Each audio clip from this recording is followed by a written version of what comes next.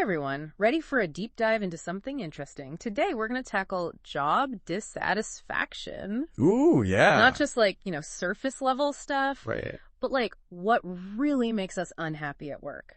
Yeah. And the thing is, we've got a ton of research to unpack here. Yeah, and it's a good thing too because, even just describing job dissatisfaction can get kind of messy. Oh, totally. I mean, we throw around stress, burnout, that feeling of being stuck, Oh, yeah. Sunday night dread. Like, where do we even begin? It's like we need a whole new language just to talk about it. It really is. It's like trying to give someone directions with no street names. Exactly. Luckily, we have an expert guide today, sociologist Ludovic Jacques.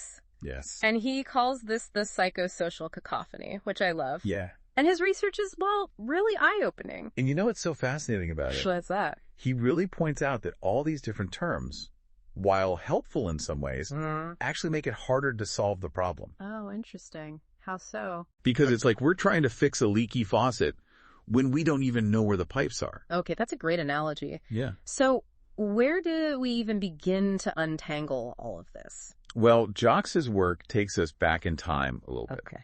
And it's kind of wild to think about how much our understanding of work-related woes has changed even in recent decades. Oh, absolutely. Remember that whole thing about mental hygiene? Right. When we used to talk about mental health in the workplace? Yeah, it sounds a little clinical, doesn't it? Fair. It does. Very much rooted in those kind of early 20th century ideas about, almost like our minds were these machines that needed regular maintenance. Yeah, thankfully we've moved beyond that. Right. And our understanding of well-being at work has become way more, nuanced, more complex. Yeah.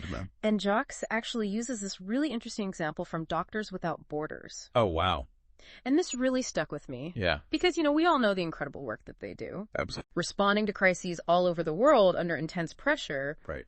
But even they had to kind of rethink how they approached their own staff's mental health. Yeah. And initially, their focus was really on trauma, which makes sense, right? Right. Given the situations that their aid workers are facing. Of course. But what they discovered was that the constant, often prolonged stress of the job actually required a much broader approach to well-being. So it really highlights that this idea of job dissatisfaction, it's not just an individual problem, right? Absolutely. It's woven into the fabric of even the most, high stakes, demanding work environments. It really is. It's so important to emphasize that. Sure. That this isn't just about you feeling stressed or burnt out. Right. It's about recognizing these larger forces at play that impact how we all experience work. Mm-hmm. So we're really starting to see the bigger picture here, but it still kind of begs the question, is this really about me or is it about the work itself? And are some people just, wired to be unhappy no matter what they do? that is the $1,000,000 question, right? Yeah. And Jacques really dives right into that whole debate. Okay. Psychology often focuses on those individual traits, like maybe you're just predisposed to be a little gloomier. Right. Whereas sociology really tends to look at the systems we operate within. Okay, so it's like nature versus nurture, but for our careers. In a way, yeah. And Jacques' argument is that even those people who seem like they're just, chronically dissatisfied are actually reacting to something tangible in their work environment. Okay. It's not just all in their heads. Right, because I'm sure, even the most introverted person wouldn't love working in a really loud, chaotic environment every single day. Exactly. Our environments matter. Yeah. And this is where Jacques introduces this idea of blocked action. This one really resonated with me because I remember when I was working on that big marketing campaign last year and I had this killer idea. Yeah. But because of, budget cuts and red tape and all of that, it wasn't going anywhere. And it was so frustrating. It's that feeling of you can't do the work that you find meaningful. Yes, exactly. Or when actions that are necessary are just completely ignored. It's like hitting a wall. When you have something valuable to contribute, but the system's like, nope. Exactly. It's so demotivating. Yeah, it feeds right into that job dissatisfaction. Yeah. And, another point that he makes, and this one might surprise you. Okay. He says that stress isn't always a bad thing. Wait, hold on. You're saying stress can be a good thing. It's all about how we perceive it and then our ability to actually cope with it. I see. So think about when you're working on a project and you're really in the zone, or you have that energy of meeting a tight deadline. Yeah. That's still stress. Right. but it can be a positive force. So it's like good stress, bad stress. Is there like a technical term for that? There is. Positive stress is called eustress. Eustress. Yeah. So think of it like the excitement of a challenge, and then negative stress. That's what we typically think of when we think of stress. Right, yeah. That's distress. Distress. Got it. So that's that feeling of just being completely overwhelmed and burnt out. So finding that balance between the two is kind of key. Yeah. And a lot of it comes down to having the resources and the support and the control to like navigate the demands of your job effectively. Right. Okay. Okay, so we've got blocked action, we've got good stress versus bad stress, but there's another piece of this whole puzzle, right? Yeah. Power. Yes. Where does that fit into all of this? Well, Jocks argues that power dynamics are like absolutely central to understanding why we feel dissatisfied at work. Okay. And he says it really boils down to control. Okay. Specifically, controlling uncertainty. Okay, I think I'm following. Yeah. So the more control we have, the less uncertain things feel. Exactly. The happier we are. Yeah. Think about it this way. Information equals control. Right. So the more information you have about the things you care about at work, the more empowered you feel. Yeah. But when information is scarce, you start to feel uncertain, and that's where dissatisfaction can really take root. Oh, tell me about it. Like, you know that your company is going to announce a round of layoffs. Yeah. But, like, nobody knows who's getting the axe. Right. And it's, like, That uncertainty is brutal. the worst. Yeah. Yeah, brutal. And to kind of break it down even further, Joxie talks about these 3 types of capital that actually give us this sense of power and control in the workplace. Okay. And he calls them jurisprudential capital, relational capital, and hierarchical capital. Okay, those sound a little intimidating. They do. But let's break them down. Yeah. So jurisprudential capital, what is that? Okay.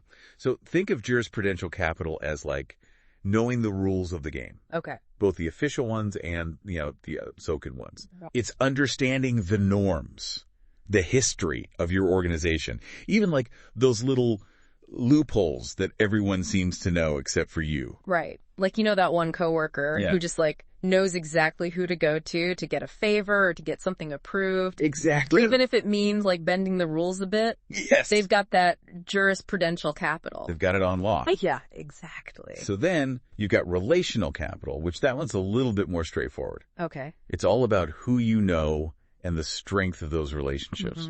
Your network, your mentors, the people who kind of have your back. Right. So networking isn't just about climbing the ladder. Exactly. It's also about feeling like supported and having influence within your workplace. 100%.